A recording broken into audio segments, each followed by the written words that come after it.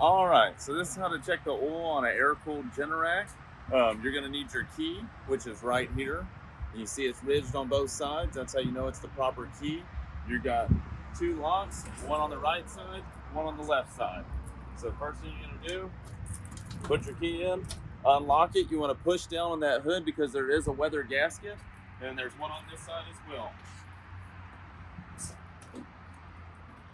Key goes in, unlock it, push down, and that allows access to the generator. Now the first thing you're going to do is you're going to lift up on the hood. Now the generator is going to be running, so the first thing you want to do is turn this breaker off. Once you turn that breaker off, you want to allow it to run for a good 5-minute cool down.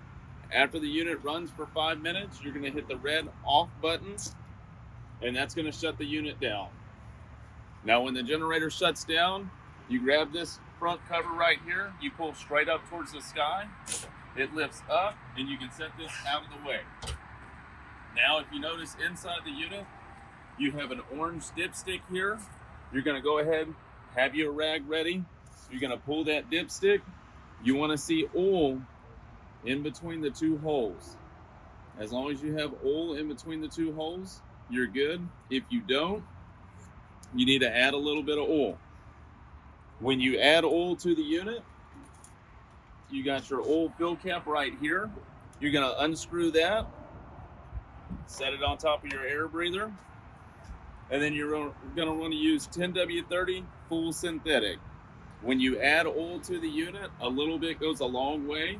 So you open your container up, lean it forwards, and you're just going to add a drop at a time.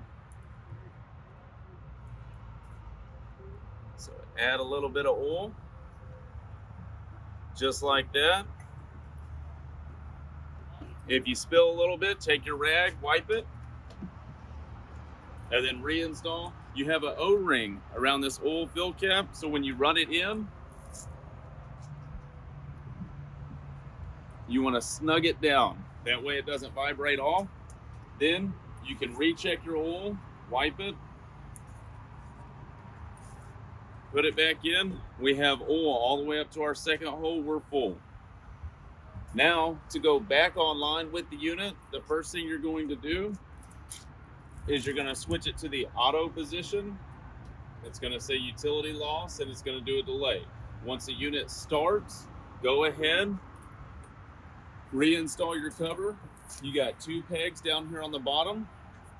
It slips right into these holes.